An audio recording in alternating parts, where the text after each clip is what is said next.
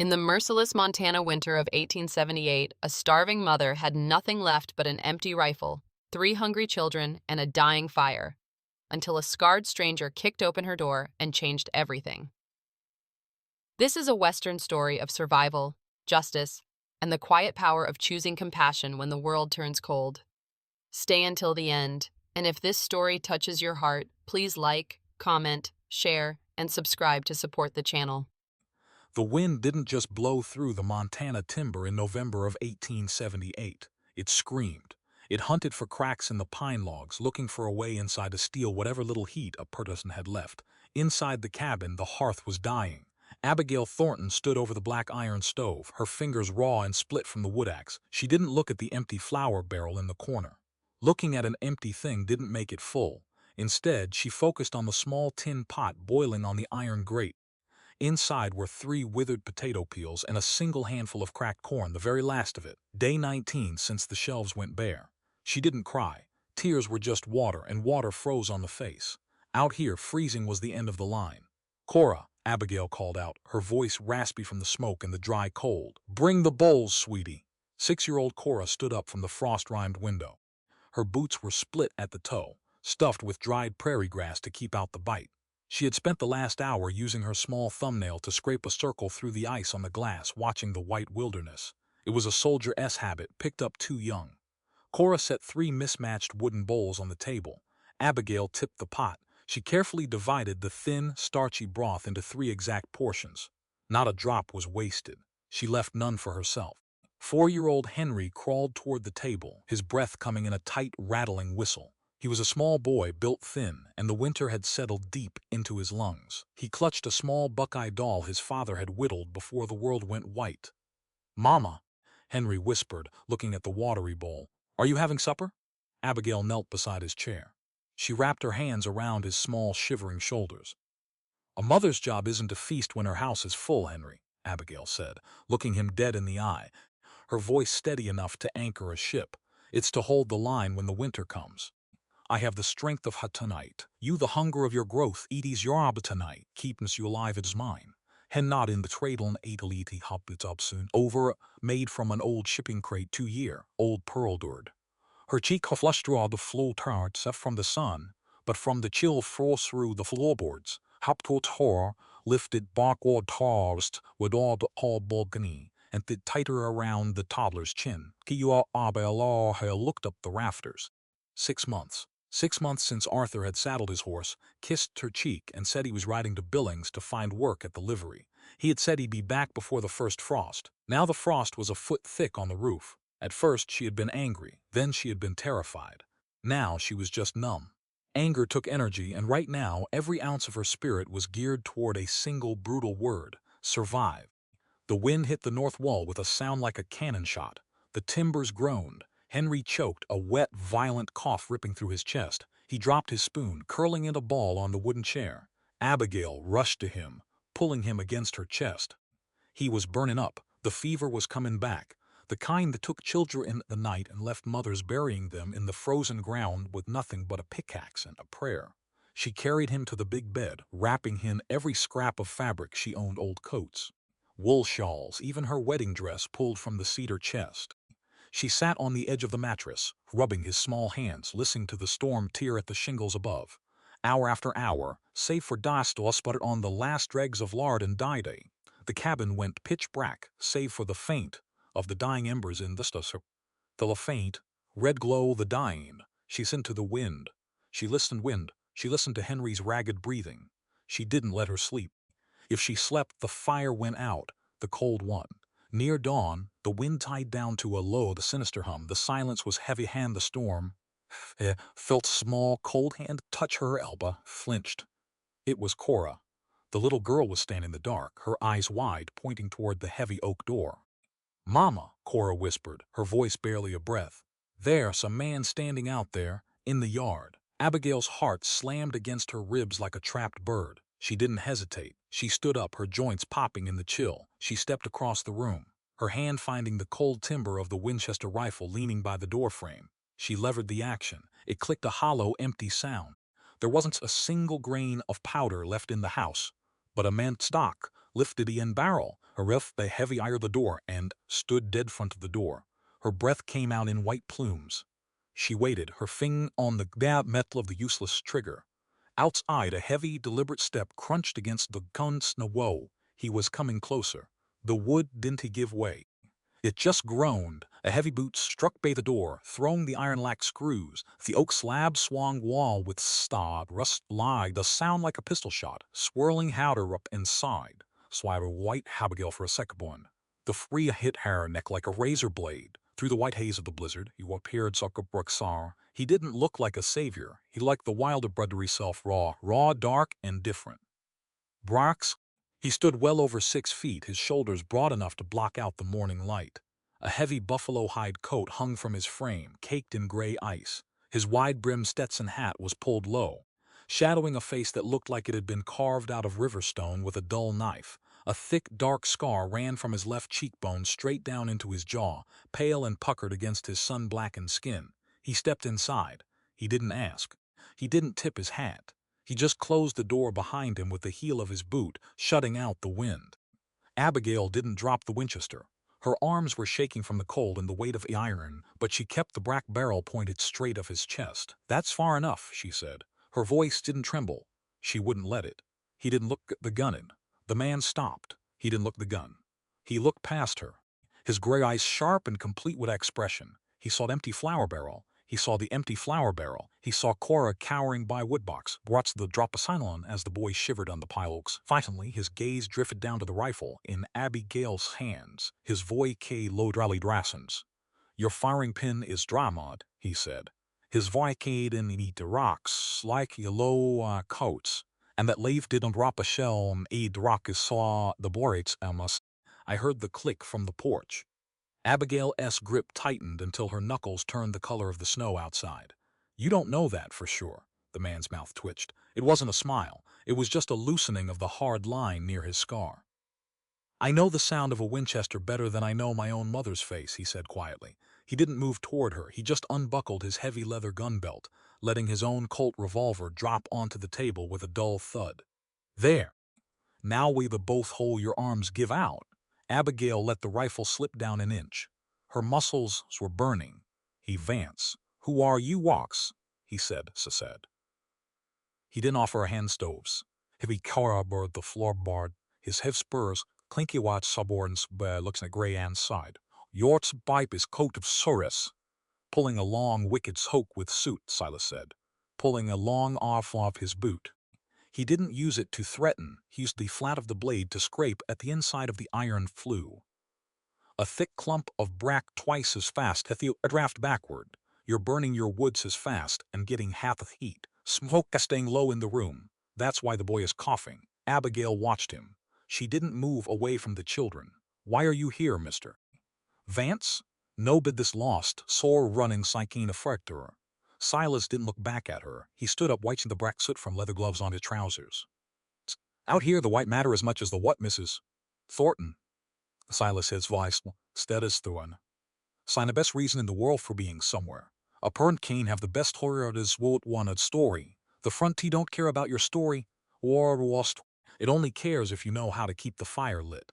He turned around and walked straight back out the door, leaving it open to the cold. Cora crept out from behind the woodbox, her small hand tugging on Abigail's skirt. "Mama, did he go away?" "Stay inside, Cora," Abigail whispered. She walked to the doorway, leaning against the frame. Outside, the sun was a pale, frozen coin in a gray sky. Silas Vance was at her woodpile. He didn't have a coat on now. He had thrown the buffalo hide onto her porch. He picked up her rusted split axe. His swings were rhythmic, the frozen pine logs right down with raid a sharp crack that echoed off the mountain. An hour later, he came inside. His chest was heaving, face red from the exertion. He carried a massive load of dry split wood. Behind him, a porch floor. He left a heavy canvas sack. He stacked the wood neatly by the hearth. He didn't ask for water. He didn't ask for a thank you. He went out to the porch and brought the sack inside, dumping it on her grease-stained kitchen table. Abigail gasped. Out spilled a massive side of smoked venison, 3 pounds of salt pork, a small cloth sack of yellow cornmeal, a tin of lard, and a brown glass bottle with a hand-written label that read Sirocco cough syrup. It was a feast. It looked like more food than Abigail had seen since the midsummer rains. Her stomach gave a sharp, painful ache, reminding her that she hadn't swallowed anything but warm water in 2 days. Silas didn't wait for her to touch it. He went to the stove, threw in 3 small pieces of kindling, and struck a match from his own pocket. With the chimney cleared, the draft caught instantly. The flame roared, a bright golden light spilling through the iron grate. Within 10 minutes, the air around the hearth began to soften. The frost on the inside of the windowpane started to weep, turning to long clear tears that ran down the logs. Henry stirred on the bed, his small nose twitching. Mama smelled like bacon. Abigail looked from the food to the man standing by the window. Silas had his hands shoved deep in his pocket, his back to the room. He looked lonely. He'd a white prairie. He looked dangerous. She sliced 3 thick slabs of the salt pork and dropped them in her skillet. The sizzle was the most beautifully ever hot iron. She mixed the small cakes and lard, patting it into smalled hot iron. When food was ready, she filled 3 wooden bowls to the brim. She filled 3 bowls of the brim. She carried food to the children, shoving the hot corn pone into her mouth until her cheeks puffed out. His sipping the greasy fat from the porks, his cheeks gaining a faint color for the pinkfuls of the first time in weeks. Abigail gave him 2 spoonfuls of dark sour balls. He stopped, swallowed it, winced, and stopped coughing. Abigail filled a 4th bowl. She walked over the window, holding it out to Silas. Silas looked a cool bottled. I look out at sock property. He didn't take the bowl. I ate 3 miles back, he lied. His stomach gave a low, faint rumble that gave him away, but his face remained like rock. Abigail didn't lower her hand. She stood her ground, her shoulder nearly touching his heavy arm. Mr. Vance, Abigail said, her voice dropping into the quiet tone she used to use back in the schoolhouse when a boy was being stubborn. Pride is a fine thing to carry when your pockets are full of gold. Refusing a shared meal isn't dependence. It's taught to break breads with this foolishness. A person that won't break bread with the people under his roof was a person of Fremont's this Montana, and strange don't for a silent moment. His great suffered for long silent moment. By softer fracrax woman's. He'd stopped with a scarred hand, took Bant's fraw, and sat down the floorboards right towards a window. His back and the floorboards, balk wall. He ate slow, the law's log rate, like a man who knew how to make every bite count. By the time the sun began to drop behind the western ridge, the cabin was warmer than it had been since October. The children were full. Henry was sleeping, his breath coming smooth and easy through his nose. Pearl was sitting on the floor, playing with a stray piece of pine kindling Silas had dropped. Abigail sat across from him at the table. The empty Winchester was still between them, but the grease from the feast was on both their mouths. The storm will be back by midnight, Silas said, not looking at her. He was sharpening his hunting knife with a small oil stone, the shh sound filling the quiet room. The wind is veering north again. You can stay till the road's clear, Abigail said. She looked toward the bed where her 3 children slept under the wedding gown. But my husband will be back. He went to Billings. He'll be coming up the trail any day now. Silas stopped the stone. He looked up, his scar twisting in the firelight. He looked at her boots, then at the empty horse harness hanging on the wall by the door. No, he won't, Silas said simply. Abigail felt the cold creep back into her chest despite the roaring stove. What do you know about Arthur? I don't know him from Adam, Silas said, putting the knife back in his boot. But I know the Billings Trail. It's been choked with 6 feet of pack ice since October. If a man ain't back by the first frost, he ain't coming until the bunchgrass turns green in May. You on your own, Mrs. Thornton. You and these 3 pups. He stood up, picked up gun and belt, and buckled it around his lean hips. He didn't ask for a blanket. He walked out to the porch, pulling his buffalo coat tight round his shoulders, leaving her alone with the heat he had built. The second day brought a dead white silence. The storm had stopped screaming, all under 3 feet of fresh powder. Silas Vance didn't sleep, Flants didn't sleep in the cabin. When Abigail woke at dawn, she found him out in the lean, to barn, Curry combing his big coal-black stallion. The beast looked as fierce as its master, thick-legged, broad-chested, and wild-eyed. Silas didn't say good morning. He just looked up as her boots crunched in the snow, then went back to his work. There's coffee, Abigail said, holding out a tin cup. It wasn't real coffee, just roasted chicory root, but it was hot. Silas took the cup, his rough fingers brushing against hers. He drank it in 3 long swallows, his eyes never leaving the southern ridge line where the trees met the sky. You look like a man expecting company, Abigail remarked, leaning against the rough cedar post of the barn. Company in the high country usually carries a warrant or a greasy rope, Silas said, setting the cup on a hay bale. He picked up his rifle, a heavy, barreled Sharps buffle gun, and checked the block. A man don't live to be 25 by assuming every rider on the horizon is coming to wish him a Merry Christmas.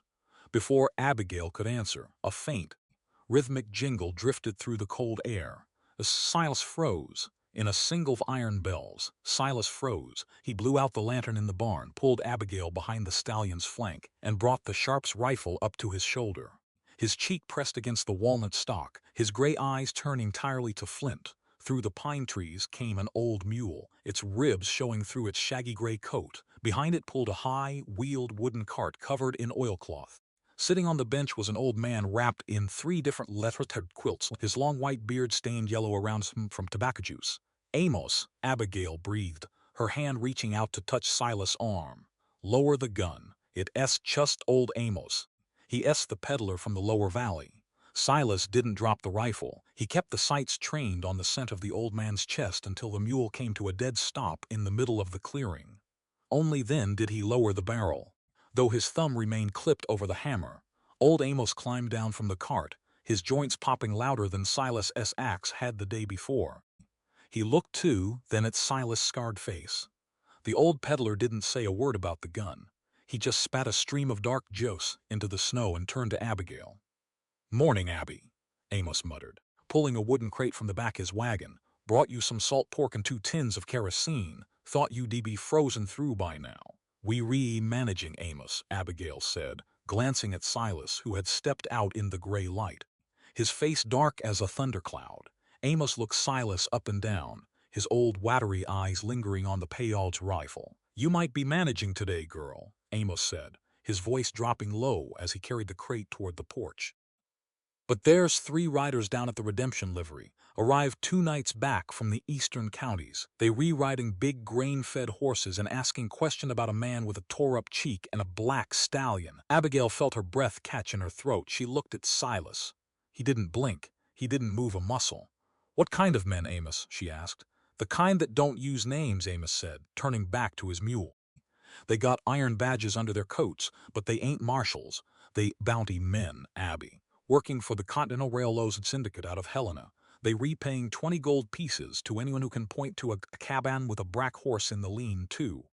Amos climbed back on his wooden bench, shaking the leather reins. He looked at Abigail, then gave Silas a long. "The snow is deep, but those horses of theirs have iron shoes," Amos said. "They find the tracks up this creek bed before the week is ow. If I was a man with a mark on my face, I'd be moving toward the Wyoming border before the sun hits the noon mark." The old mule groaned, the wooden cart creaking as it rolled back down the narrow white trail, leaving the clearing silent once more. Abigail turned to Silas, his movement loading his gear into his saddlebags. His movements to ride. He was going to ride. "You're leaving," she said. "I don't bring my trouble to a house with children, Mrs. Thornton," Silas said, tightening the cinch on his saddle with a vicious jerk. "Those men don't play by the rule book. This cabby I slaughterhouse." Abigail stood in the middle of the barn. She looked at the fresh wood in the middle barn floor. She looked to see what wood stacked against straw. She looked the sack of cornmeal, free chest and that was still wet, so it's I were off aside. "Why are they hunting you, Silas?" It's the first time she uses the Itzutsuna. Silas stopped. He held the stirrup iron in his hand. The stirrup iron is back to her. "2 weeks ago, down in the low valley, I saw an old woman and her 2 grandbabies," Silas said, his voice dropping into that dark Riverstone rasp. "The railroad company wanted their section for the new spur line. The sheriff wouldn't help them, so the company hired 3 regulators to throw them out into the sleet, took their stove right out of the kitchen and smashed it with a sledgehammer." He turned around, his eyes burning with an old, terrible fire. "I didn't like the look of it," Silas whispered. "So I broke the jaw of the foreman and took their food supply. The company calls it robbery. I call it evening the score. But out here, the company owns the judges, and the judges own the ropes." Abigail walked up to him. She didn't look at his scar. She looked straight into his gray eyes. She was a schoolteacher, and she knew a man who had lost his way from a man who was just born bad. "Mr. Vance," she said, her voice small but hard as iron, The law is supposed to protect the small from the great. When it don't do that, it ain't law anymore. It's just a club for the strong to beat the weak. You didn't commit a crime down there. You protected the right of a family to breathe. And I won't have you riding out into a 6-day blizzard to die in a snowdrift just because some rich men in Helena have a piece of paper with your name on it. Silas looked down at her. You don't understand, lady. If they come, they have to cross 3 miles of open valley before they reach this door, Abigail interrupted. She pointed to the high, narrow window in the cabinet's loft. A man with a sharp's rifle could see him coming from an hour away. You stay here. You keep my woodpile full, you keep my children warm, and you keep your eyes on that ridge. Silas let go of the stirrup. He looked around the small, drafty barn, then back at her. What's the catch, Miss Thornton? He asked, suspicious. The catch is you behave like a civilized man, Abigail said, turning back toward the house. You sleep in the barn. You don't bring that pistol to my table. And if you lie to me, even once, I load that Winchester myself and shoot you through the porch. Silas watched her walk away, her long wool skirt dragging a dark line through the fresh Montana snow. For the first time since he had entered the valley, the hard line of his jaw relaxed. He unbuckled his saddlebags and threw them back into the hay. The light in Montana didn't fade slow in November. It died all at once. 1 minute the snow was the color of a clean tooth. The next it was blue as wood smoke. Silas Vance stood in the cabin doorway. He was cleaning his boots with a handful of stiff sagebrush, his movements heavy and measured. He had spent the morning clearing the west fence line so the drift wouldn't take the rails down. His knuckles were raw, the skin split across the joints from the dry, freezing air. Inside the cabin like pine pitch and boiling fat. Her sleeves rolled up past her elbow, her squared old-cut rags was a square of awe at his eyes. Down low, 2 lamps. All what called crawled out of a staggered trace lay. She didn't walk crowd steady. She didn't walk tot, see who do a rossness rods, would move out the cross scraw ball of brooksley. She stopped to right the toe of Silas' heavy leather riding boot. She looked up. Her eyes weren't gray like his. They were darky steep brown, the color of river silt after heavy rain. She reached out, her tiny grease clutched at the brass rowel of his spurs. Silas went stiff as supposed. At Sly Skoffenstein, Sly didn't move his foot. He did one slake in a sack told Zoo was something sleeping with one hand on a colt that less than a stack rain. At sleet wa os wade less than sick of grain and did periwato karakoy. Don't pull back, Abigail said from the table. She didn't look up from her work, her fingers twisting the rag into a wick. She ain't made of glass, Mr. Vance, and she don't know you supposed to be a fierce man. Silas slowly bent his knees. He reached down with his right hand, a hand that a thick scar run from the wrist to the knuckle, and very gently pried her small foot away from the sharp iron rowel. Pearl didn't cry. She just giggled, a small wet sound, and smacked the flat of her palm against his scarred cheek. Silas flinched, but he didn't pull away. He looked at her hair. It was dark, almost black, curling tight against her neck. Cora and Henry had hair like corn silk. He stood up straight, his joints popping like dry kindling. He looked across the room at Abigail. She don't favor the boy, Silas said. It wasn't a question. It was just a fair canos his side. She don't favor you neither. Abigail neither. Abigail stopped her hands. She laid the tallow rag down on the table. She looked at Pearl, who was now trying to chew on Silas' leather chaps. She shouldn't. Her voice held him into that quiet, steady cadence. Her mother was Sarah Brennan, a girl from the Irish settlement down near the Placermans. Saw beim Gadschaft March and never that house terrible operates. Sarah took the childbed fever 2 days after Pearl was born in April. By May, the cabin was cold, and Sarah was in the dirt behind the Methodist church. Silas shoved his hands deep into his pockets. The territory has an orphanage down in Virginia City. A stagecoach goes through Redemption twice a month. Abigail stood up. She walked over, lifted Pearl into her arms, and tucked the little girl's chin into the crook of her neck. An orphanage is a place built of stone and ledger books, Mr. Vance, Abigail said, looking him dead in the eyes. A child ain't a stray calf to be branded and shipped to the nearest pen just because the ledger is short on names. Pearl was born on this dirt. She breathed her first air under a Montana sky. Every human soul born into this wilderness has a right to a name, a home, and a hand to hold when the dark comes. I had 2 arms that weren't broken, and I had a roof that didn't leak. That's all the law a person needs to do what's right. Silas didn't answer. He turned his face back toward the window, watching the gray dusk settle over the pine trees. Inside his chest, something shifted. It felt like an old bone that had been set crooked, cracking back into place. He remembered Otto's Missouri Valley, thick and heavy enough the Missouri Valley. He had been 60 miles away in St. Louis, tracking a bank courier for the Pinkerton agency was the telegram came. The clear came. His wife, the babe Hoy the war, had taken the typhoid. The baby, a boy born 3 weeks to Hoy, the gone in the ground before the ink on the paper was dry. Anna had followed him 24 hours later. Silas hadn't made it back for the burying. He hadn't seen the small wooden markers. He had just arrived in an empty house, a cold stove, and a neighbor woman holding a bundle of Anna's clothes. He had left the house that night, sold off for land for horse, flesh and lead, and hadn't looked back since. He spent 2 years believing that the world for grinding people down into grease. Mr. Vance? Cora's voice broke the quiet. She's sitting by woodbox, holding her wooden doll. Henry's skin feels like the iron stove. Silas was across the room before Abigail could drop the rag. He knelt by the big bed. Henry was shaking, his teeth clicking together like dice in a cup. His forehead was slick with a greasy, hot sweat, and his breath was come in short, dry gasps that smelled like sow milk.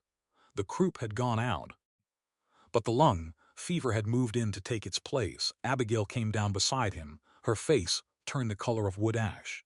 But the top was skimmed over with an inch of solid gray ice. "The fire ain't enough," she whispered, her hands trembling as she pulled the coats up to the boy's chin. "The fever is cooking him from the inside." Silas didn't say a word.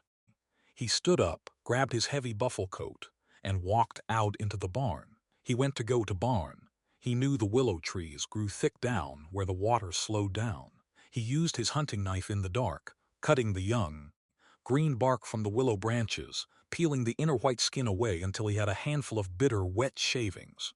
When he came back inside, his eyebrows were white with frost. He dropped the bark in the tin pot on the stove, poured in the last of the melted snow water, and let it boil until the room smelled like bitter medicine. He carried the cup to the bed. He lifted Henry's head with one big leather, tough hand holding the cup to the boy's cracked lips. "Drink it, kid," Silas muttered. "It tastes like swamp, dirt, but it cooled the blood." Henry swallowed, choked, and swallowed again. Abigail sat on the other side of the bed, her hand holding Henry's small, burning feet, watching Silas through the steam of the medicine. Silas didn't go back to the barn that night. He pulled the wooden chair up to the door, sat down with his sharp soft rifle across his knees, and watched dark. He didn't sleep. Every hour when Henry would stir or moan, Silas would get up, throw another stick of pine in the stove, and check the boy's breath. By 3 in the morning, the boy's skin went cool. The sweat turned clean, and his breathing lengthened in the deep, slow rhythm of a child who was going to see the sun come up. Abigail let her head drop against the edge of the mattress, her eyes closing at last. Silas sat by the door, the firelight catching the long white scar on his face. He looked down at his own hand, a hand that had spent 2 years holding nothing but iron, and saw that it was steady.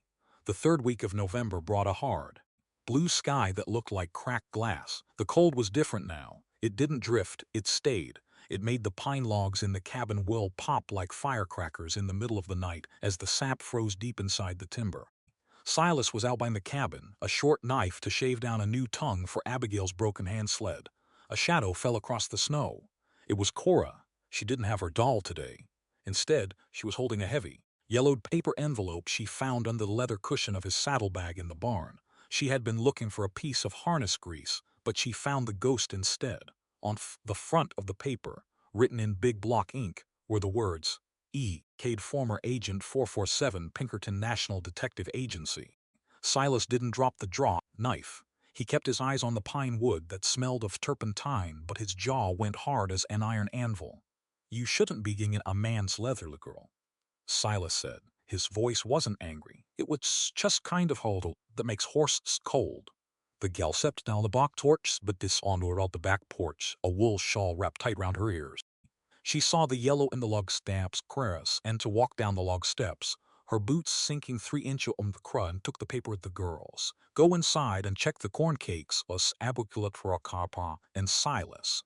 When the door clicked shut, Abigail looked at the boarders, then at Silas. She didn't look surprised. A woman had lived 3 here at a corner, could spot a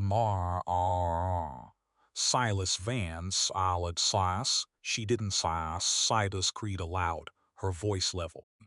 "Vance is my mother's name," he said. Knife down a sarcher, he wiped his hands on his trestle. It's haunted on his chaps. Cade is the name the agency put on the payroll as Swardason or their ledger. Stout took the paper from Hotcher, reached. It was had leaned his cape from her hand. The blood is sure pocket. That's just a statement. It was a Silas Siles. You were Pinkerton. For 5 years, Silas said. Lena wents the wood. Pile. I was the man they sent when the coal miners down in Pennsylvania started talking about alls a day instead of one. I was the man who rode the lead wagon when the cattle company wanted the sheep men off the public range. I was good at it. And tell which one had the nerve to pull the trigger and which one was to pull the trigger. He looked down at his boots, his scar turning dark in the sharp sunlight. I thought I was working for the law, Abigail, Silas said, his voice dropping into that low conversational rhythm.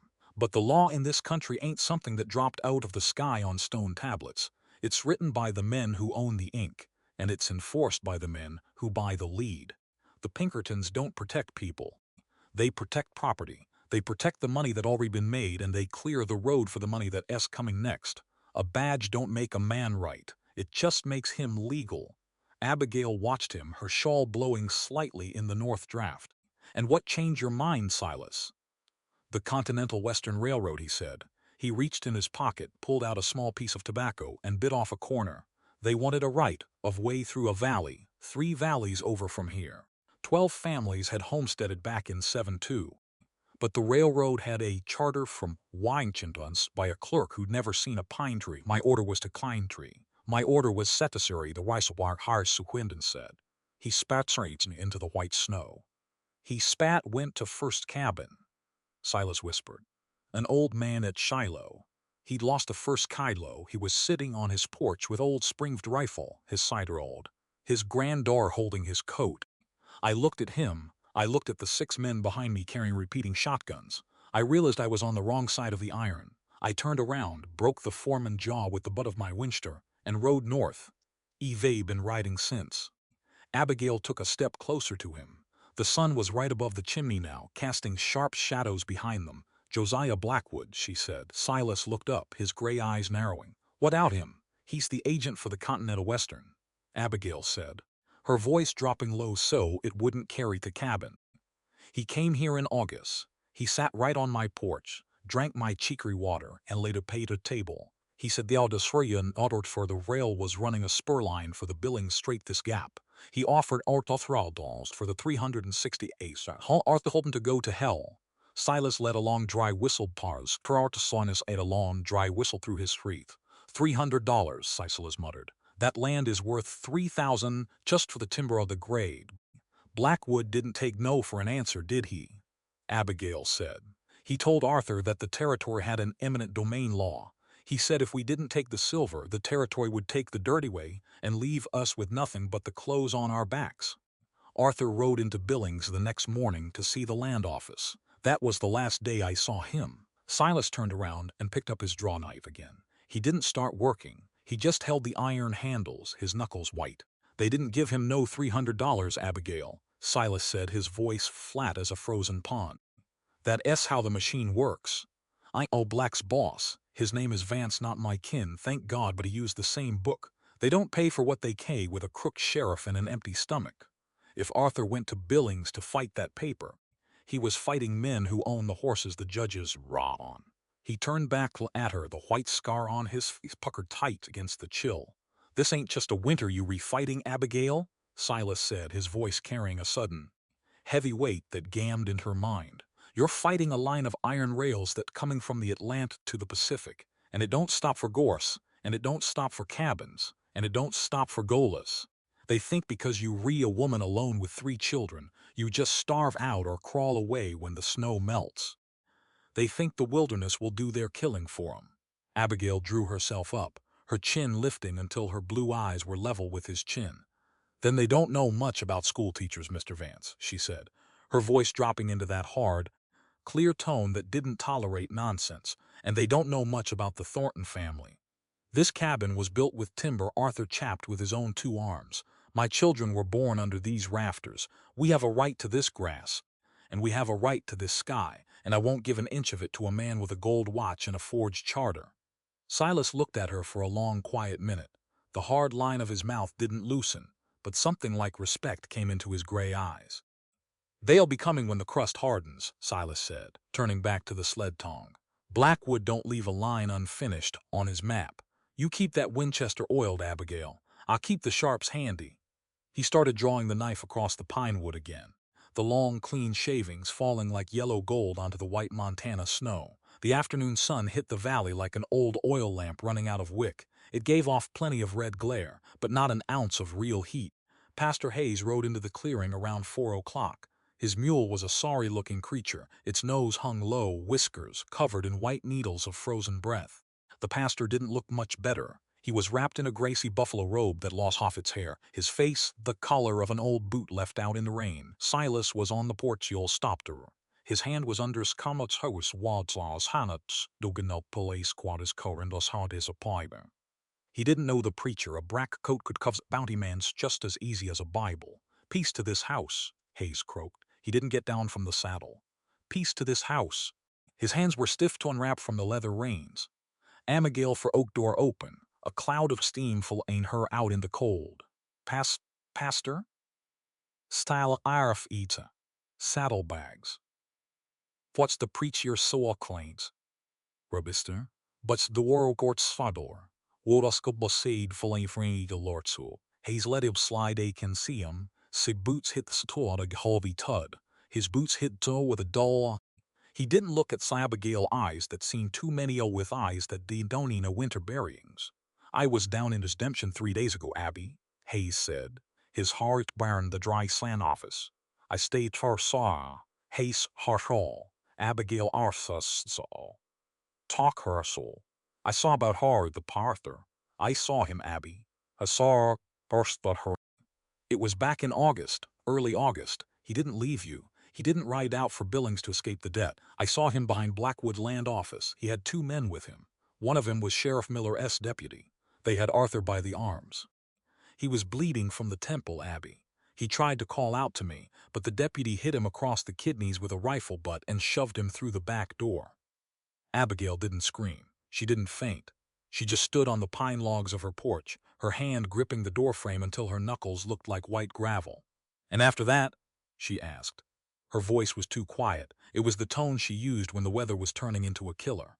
"Nobody saw him leave that building," Hayes whispered.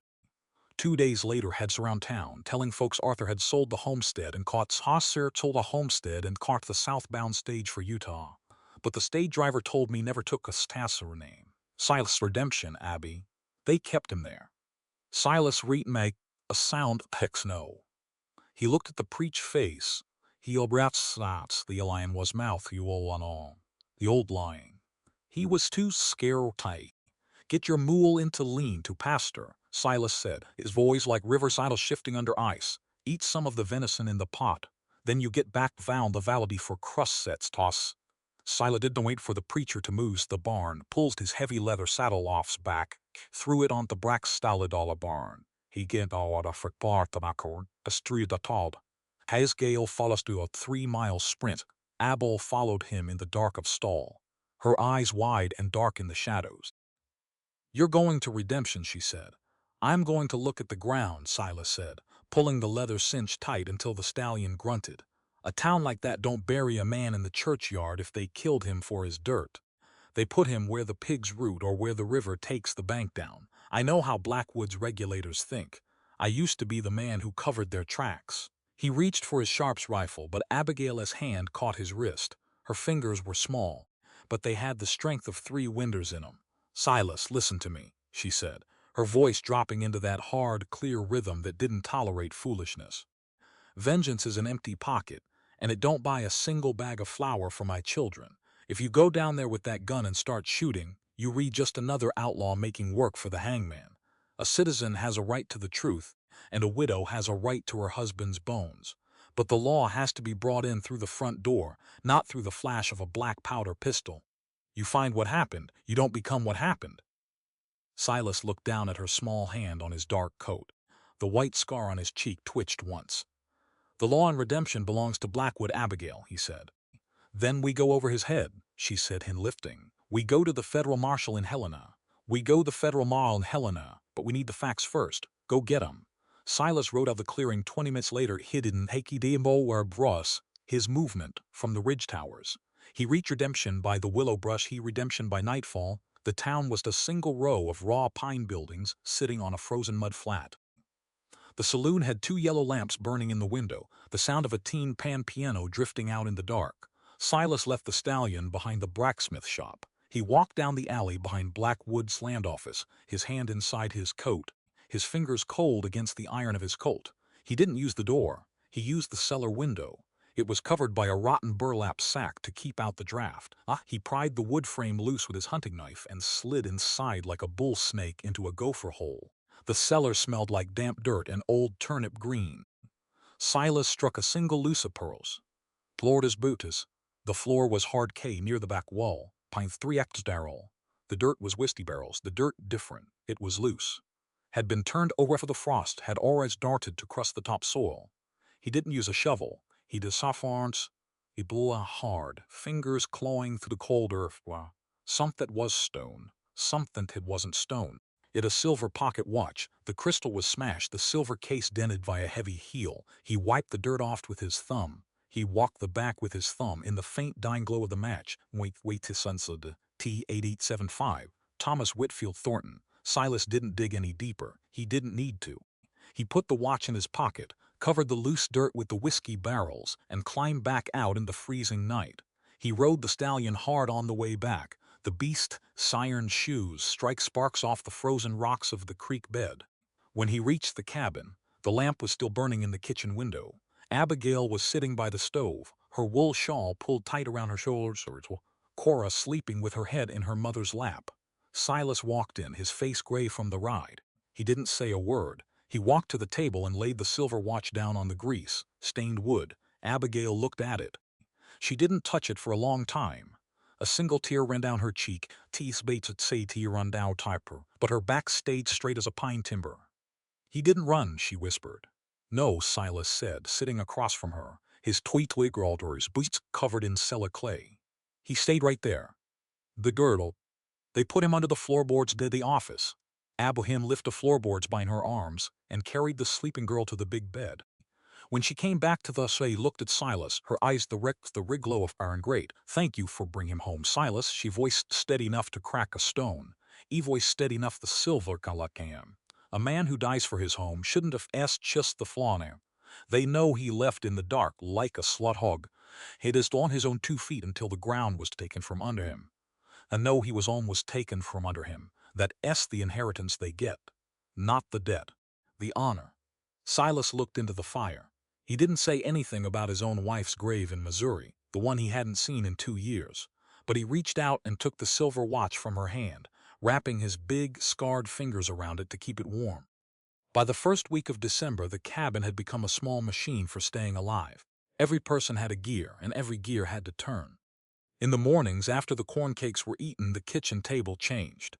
It wasn't for food anymore. It was for the letters. Abigail had 3 books left, a Bible with a split calfskin cover, a geography book from her school days in Ohio, and an old volume of Longfellow's poems. Cora sat on the bench, her small fingers holding a piece of black charcoal she pulled from the stove ash. She was tracing the letter A on the flat back of pine shingle Silas had planed smooth for her. Hold it lighter, Cora, Abigail said, leaning over the girl's shoulder. Her voice had that rhythm again, the one that belonged to the schoolroom. A pencil ain't a skinning knife. You don't have to carve the wood to make the mark stay. Silas sat by the window. He was mending an old leather stirrup, leather with a bone awl and some waxed deer, sinew. He didn't look at the books. To a man who had spent 5 years reading Pinkerton warrants, ink usually meant trouble. Vansas, Cora called her owl hovering over the shingles. Silas, you spell wolf. How'd you spell wolf? Silas throws. He looked at the girl, then, the brack charl, the sound like a dry branch rub against a log wall. WL said slow. Silas said slow. O-L-F. Just like it sounds when the wind comes over the ridge. Abigail looked up from her geography book. She looked at Silas' large, rough hands, the way they held the leather. Read the next paragraph for Henry Silas, she said, sliding the Ohio school book across the table at his corner. Silas went stiff. He didn't touch the paper. My eyes are Miss Thornton "It fine, Mr. Silas, the light in my sky," Abigail said. Her look red. She didn't take the book back. She just sat there, her uncle steady as a midsummer sigh. Her voice would be antiquated to what car Silas Abigail slide. Her boy slide white stood up while quiet for an os. The quest whole talk got pired or Boston. Tree took confilatu design applaud. The gidly dwa dust. Chi took like a zoo de check tối tăm của cậu già. Nếu đứa trẻ thấy nghĩ cái chữ chỉ dành cho có sĩ yếu, song soner, sars slat his song satin. Caras sil, slas, silas with the children. Cora watching him, her charcoal still on her fingers. Henry had his chin on hands, his small eyes with the fever, remnants waiting, his small eye with the scarred hand. He pulled the small books toward his leather chaps. His thumb, dark with harness oil, left a smudge on the loud this time. The cleared his throat again, louder this time. The Great Plains. Silas read, with a voice stiff, halting like a wagon with an ungraced axe. The Grace is a brook from the Missouri River to the base of the Rocky Mountains. The water is scarce, silent, and the winters are severe. At Abigail. That's true enough. His Joss Boy ain't. The man who wrote this must have been here. Most of 'em write like the whole territory is full of milk and honey. Go on, Abigail said, a small smile touching the corner of her mouth. Silas read 3 more lines before he laid the book down. His voice grew smooth with every sentence, the hard cormorant rhythm of his speech fitting in the ink lines until the room felt larger. Like the walls had been pushed out by 5 miles, the education didn't stop when the sun got high. At noon, Silas took Henry out to porch.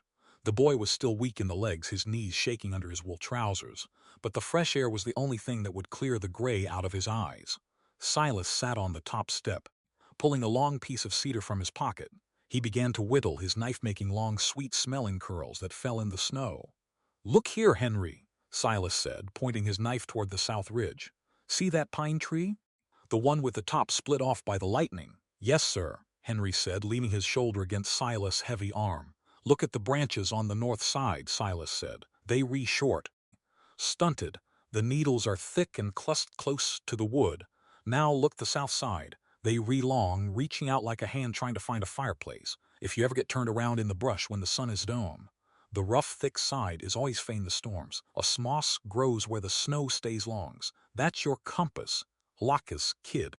The dirt don't lie to you if you know how to ask its small hand." Touching the cedar's piece Silas was carving, it was shaped like a horse, a big, broad-chested stallion with its head held high. "Is that your horse, Silas?" the boy asked. "It's a horse that don't need a stable," Silas said, handing the wood to the boy. "Keep it in your pocket. When the lung fever tries to come back, you squeeze the pine. Pine wood has the smell of the high country in it. It reminds the chest to take a big, big breath." Abigail stood behind the door, watching through the crack in the oak slab. She saw Silas wipe a smudge of cedar dust off Henry's nose with his rough thumb. She saw the way the fierce loner looked at the small, frail boy, not like he was a nuisance, but like he was a piece of timber that needed a steady hand to grow straight.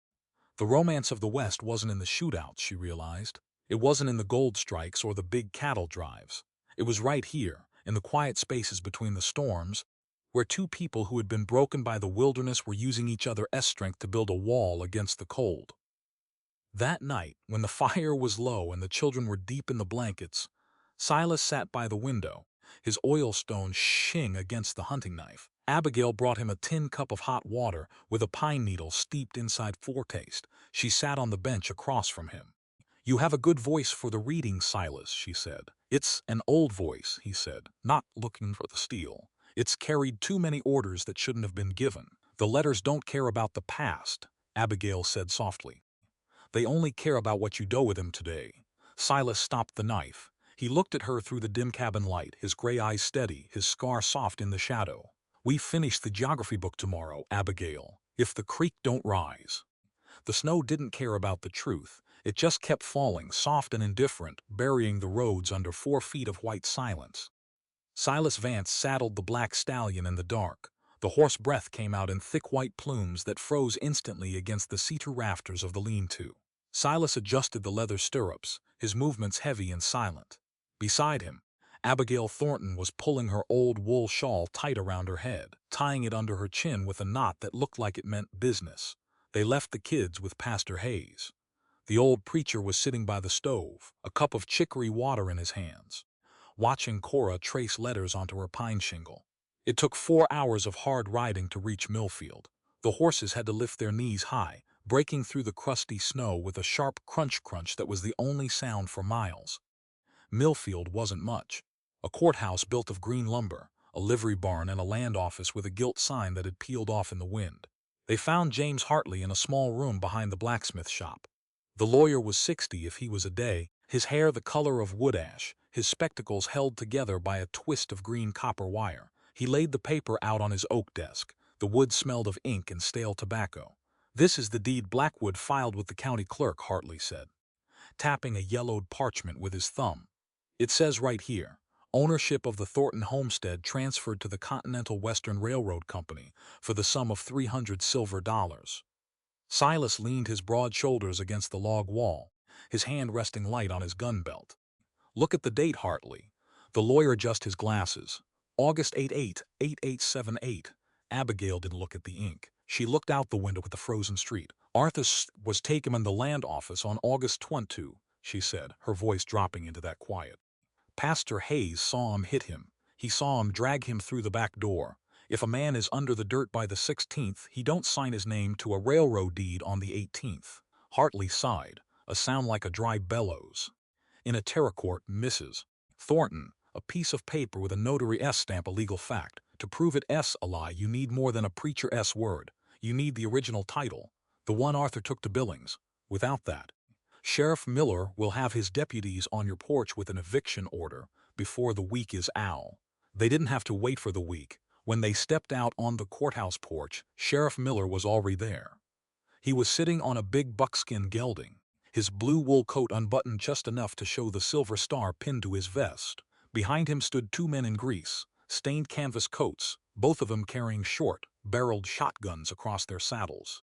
Miller looked at Silas' scarred cheek, his eyes narrowing to small, dark slits. "Vance," the sheriff said, his voice loud enough to bring the blacksmith out to the door. "Or whatever your name is today. The county clerk says your horse matches a description from the lower valley, a man who likes to break foremen's jaws." Silas didn't move his hand away from his coat. "The horse is black, Sheriff. There's 1,000 black horses between here and the Missouri." Miller turned his gelding, his stirrup iron brushing against the porch log. He reached into his pocket and pulled out a white paper, tossing it onto the snow at Abigail's feet. "That S illegal notice from the circuit judge," Miller said. "Vacate within 30 days. The railroad owns the grass now, Mrs. Thornton. If you re-still under that roof when the moon turns, my boys will burn the logs down and leave you to count your own way to the county line." Abigail didn't look at the paper in the snow. She drew hers up, her chin lifting until her eyes were dead on the sheriff's face. "Sheriff Miller," Abigail said, her voice carrying a hard, clear ring that made the buckskin horse shift its weight. "A badge is just a piece of tin until a righteous man puts it on. When you use the office to drive a widow and 3 children out into a Montana winter for a handful of corporate silver, you ain't enforcing the law. You read just a thief with a license. The Constitution says a citizen has a right to be secure in their house and their land, and that piece of paper don't override the blood Arthur gave to clear these acres. We stay." Miller's face turned the color of raw beef. His hand drifted toward his holster, but he stopped. Silas had stepped out from behind the porch post. The buffalo coat was pulled back, and his thumb was hooked over his belt, right next to the cold iron of his Colt. His gray eyes were flat, wide, and entirely empty of fear. He looked like a one who already figured the costs of a funeral and didn't mind paying it. "We rewind back now, Sheriff," Silas said, his voice a low, dry whisper that carried further than the woman's shout. "The road is narrow. Don't follow too close. My horse gets skittish when he hears iron bind him." Miller didn't pull his gun. He knew the Prinker Trecutequintine even if he didn't know the name. He just spat in the snow and wheeled his horse around, his 2 regulators following him down toward the saloon. The ride back was silent. The snow started again, small hard crystals that stung the skin like salt. Abigail kept her horse close to the black stallion, their stirrups touching every few paces. "If we lose the land, Silas," she said, her voice muffled by the wool shawl, "we lose everything Arthur left behind. We lose the only place where the kids can look at the timber and know their father's hands were there." "You won't lose it," Silas said. "You can't promise that." I can promise I'll be standing on that porch when Miller comes back, he said. He didn't look at her. He kept his eyes on the trail, watching for drift holes. A corporate man don't like a fight that costs more than the land is worth. We make the price too high, Abigail. That's the only law they respect. They reached the cabin as the yellow lamps were being lit inside. Silas helped her down from the saddle, his large hands catching her waist. Her face close to his stayed there, her breath warm against his neck. "Why are you doing this, Silas?" she asked, her voice small in the vast white dark. "This isn't your valley. These aren't your children." Silas let his hands drop. He looked toward the west ridge where the pines were just black needles against the gray sky. "I spent 5 years clearing the road for the rich men, Abigail," he said, his voice dropping into that quiet, conversational rhythm. "I watched 'em take the dirt from people who didn't know how to fight the ink. Every time I rode away from a cold chimney, I left a piece of my own soul in the ash. A man don't get many chances to turn his horse around and ride back the other way. Helping you keep this roof isn't charity, lady. It's just the only way I know to get my own name back from the ledger." He turned and led the horses toward the barn, his boots sinking deep into the fresh white drift, leaving her on the porch with the silver watch heavy in her pocket. The wind died out completely on the second Tuesday of December. The silence that came after was heavier than the storm. It made a person feel like the whole territory was hold its breath, waiting for something to break. Inside the cabin, the heat from the stove had made a clean circle on the floorboards. Silas was sitting by the hearth, use a grease rag to clean the mechanism of his shifle. Abigail was at the table folding the old clothes in the cedar chest, her movements slow and regular. Cora was sitting on the woodbox, watching Silas wipe the blue steel of the barrel. She had been quiet all morning, her eyes tracking the movements of his hands like she was trying to remember a pattern. "My pa had a tin box," Cora said suddenly. Her voice was small, stroke. Silas stopped the rag. "Kind look immediately. What kind of box he did?" "A tin one," so said. Her fingers trace a square on her knee, with picture of a red tobacco leaf on the top. "He kept his blue wax seals. What cut wool's wax seals?" Abigail dropped the wool shirt she holding. It came off the wool shirts he was holding us. She walked over to Woodbox, kneeling down until her face was level with the girl's. "Cora, why didn't you tell me this before?" "Pa told me it was a secret man's business," the 6-year-old said, her eyes turning serious. "He said if the men with the gold watches ever came back when he was gone, I was to tell you to look under the big stone, the one where the kettle sits."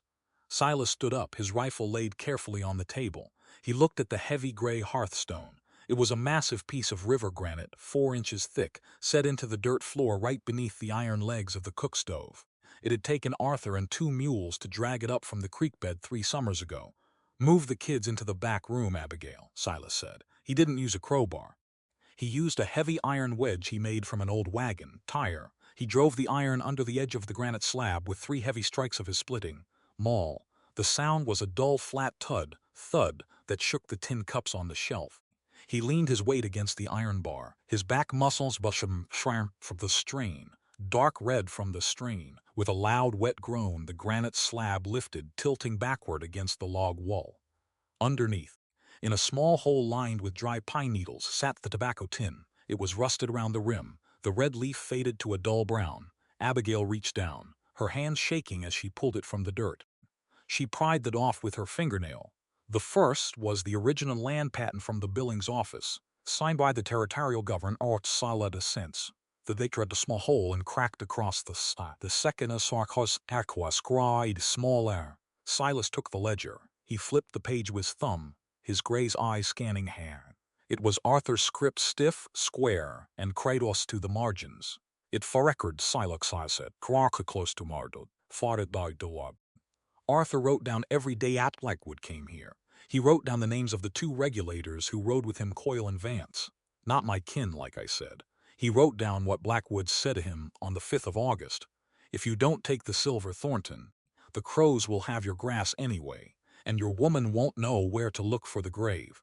Abigail didn't look at the ledger. She had found the 3rd thing in the box, a piece of white letter paper, folded thrice. Her name written on the back in Arthur's thick pencil. Stroke the window, the cold light hitting the paper as she unfolded. Silas stood by the stove, his back to her, giving her the space a person needs when they rereading the words of a dead man. The letter was short, Arthur had written before he wrote in Redemption, "The lamp oilo, the pencil lead dull." Abigail, if you were reading this under the hearth, then the Billings trip didn't go the way I wanted. Blackwood has the sheriff in his pocket, and they've already set the line through our alfalfa field. I am going to land office tomorrow to file a formal protest with the district registrar. If they try to stop me, Eve left the original patent in this tin. Don't let 'em have it, Abby. This dirt belongs to Cora and Henry, and the little one you took in from Sarah's cabin. It's paid for with 3 years of my life and every ounce of grease I had in my arms. If I don't come back across that ridge, don't you spend your years wearing the black wool and looking at the road. A woman alone out here can't live on memories. Find a man who knows how to chop the wood and keep the fire lit for the children. Let the grass grow over my tracks, Abby. Be happy. That's the only thing I ask from you. Your loving husband, Arthur. Abigail folded the paper. She didn't cry. She stood by the window for a long time, her forehead pressed against the cool glass, watching the white prairie. When she turned back to the room, her face looked different. The exhaustion was gone, replaced by a quiet, terrible clarity that looked like the edge of a new skinning knife. She walked to the table and laid the original patent down next to Silas' rifle. "We have the ink now, Silas," she said. "We have the law, Abigail," Silas corrected her, his voice low and steady. "This paper is a legal wall that Blackwood can't climb over with a forged deed. A citizen's property right is guaranteed by the federal government, not the territory politicians. When a man clears the land and pays his taxes, the government is bound by its own honor to protect his fence line. Blackwood thought you were just a stray cow he could drive off the grass. He didn't know Arthur left a fortress under the kitchen floor." Silas picked up the tobacco tin and the ledger, wrapping them both back into his canvas sack. "I'm riding to Helena tonight," he said. "The federal marshal's office stays open through the winter.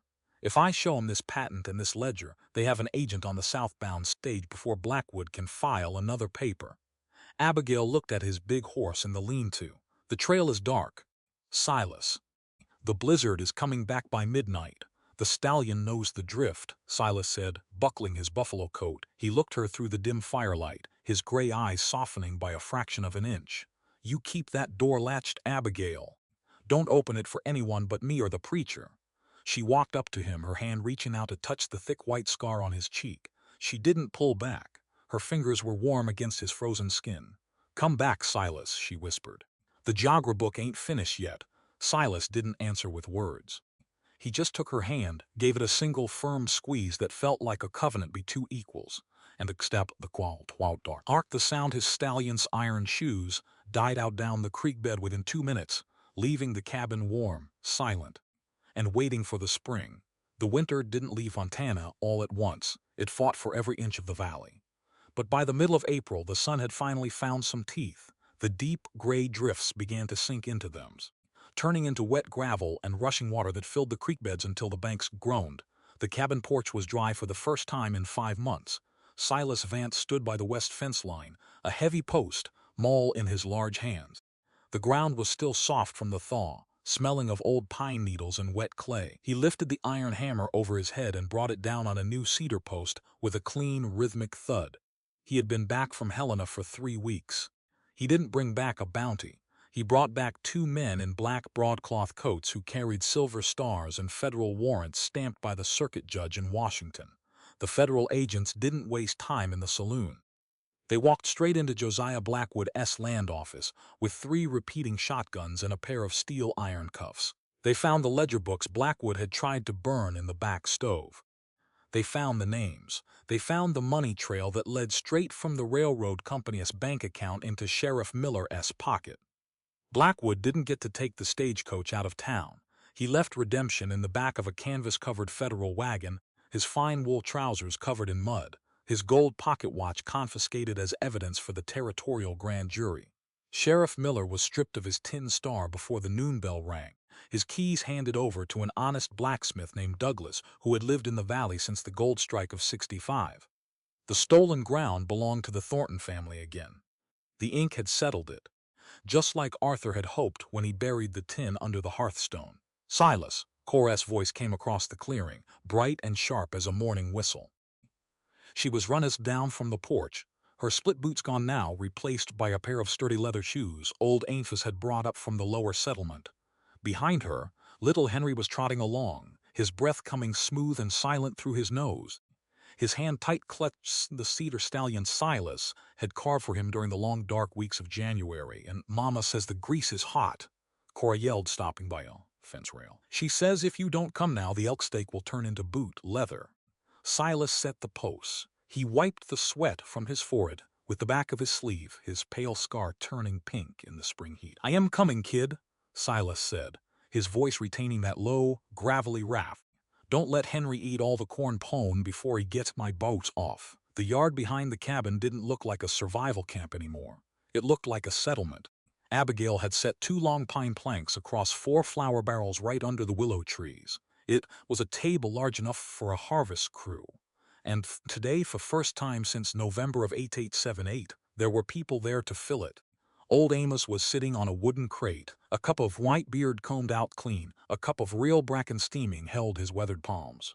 Pastor Hayes sat next to him, his greasy buffalo robe replaced by a clean wool coat, his Bible open on his knee, as he walked to balance on her own 2 feet in the green bunch grass.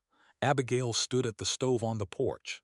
Her sleeves were rolled up, her arms brown from the new sun, her face carrying a color that hadn't been there when the potato peels were boiling in the tin pot. She didn't look like a widow fighting the frost. She looked like a woman who had taken the wilderness by the corners and flattened it out until it suited her. She laid the massive platter of fried elk steak in the middle of the pine planks. Beside it sat a mountain of yellow corn cakes, a crock of sweet clover butter Amos had hauled up from the valley, and a deep tin bowl full of dried apples that had been stewed with wild honey until they were thick and dark as syrup. It was a feast, a real feast, paid for with the strength of their arms and the endurance of their spirits. Silas sat at the end of the bench, his large frame fitting in the space beside Henry like he'd been measured for it. He didn't look at his plate first. He looked at the people around the wood. Pastors cleared his throat, his old voice carrying across the quiet clearing until even the black stallion in the corral stopped chewing the rye, grass to listen. "We thank the Lord for the rain that clears the snow," Hayes said, his eyes closed. His head bowed low over the corn cakes. "We thank him for the meat that restores the flesh, and for the law that shields the innocent from the hand of the oppressor. But most of all, we thank him for the stranger who didn't keep riding when the door was shut." "Amen," Abigail said softly. They ate with talking for first 10 minutes. Out here, a full plate was something you respected with your mouth shut. Henry ate 3 steaks, his small fingers greasy with the elk fat, his laughter ringing out every time Pearl dropped her spoon in the dirt. When the coffee was poured for the second time, old Amos leaned back against his crate, pulling a long clay pipe from his waistcoat. "The railroad company is moving the 3 miles south, Silas," the old peddler said, his smoke curling up in the willow leaves. "They going through the shale flats where nobody has a cabin. The engineer told me it cost another $5,000 in blasting powder, but they don't want no more federal marshals look at their books." Silas took slow sip of his coffee. Sides look at the peddler. He looked at Abigail, who was cutting his apple cake for Cora. "A corporation is like a timber wolf, Amos," Silas said, his voice carrying that hard conversational rhythm that made the children look up from their plates. "It don't stop hunting because it's sorry for the sheep. It stops hunting when it bites into an old badger and finds out the hide is too tough for the tooth. The law didn't change Blackwood's heart. It just made the cost of his thieving higher than the price of the silver. That's how you keep the territory clean. You make the cost of doing wrong too high for the scoundrels to pay." Abigail set the knife down on the pine wood. She looked at Silas, her blue eyes flecking the bright, clear light of the Montana sky. "It takes more than a badger hide to keep a valley safe, Silas," she said, her voice steady and resonant. "It takes people who are willing to share their bread when the lard can is empty.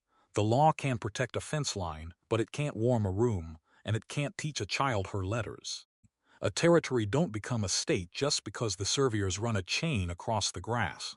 It becomes a country when the folks under the roofs realize that every human soul belongs to the community, and that no man has a right to live purely for himself while his neighbor is starving by an oiled skin window." Old Amos nodded his head, his pipe bubbling low in his mouth. "That's schoolteacher talk, Abby. But it's true enough. I've seen towns with 3 saloons and a courthouse that weren't nothing but a den of thieves because nobody cared who went cold in the night. The afternoon wore on, the shadows of the willow trees lengthening across the new green grass. Pastor Hayes and Amos saddled their mules around 3 o'clock, their wagons creaking as they rolled back down the muddy trail toward the river settlement. Silas stood by the porch post, watching the dust settle in the lane. The black stallion was leaning his nose over the top rail of the corral, his ears picked forward, watching the trail like he was wondering when the saddlebags were going to be strapped back on his flank. Abigail walked out from the kitchen, a clean linen towel in her hands. She stood beside him, her shoulder resting light against his heavy sleeve. "The west passage needs 2 more cedar posts before the night frost," she said, her voice dropping in that quiet, regular cadence. Silas didn't her fingers. He looked down her knee over now, the raw redness from the wood. "Axe gone."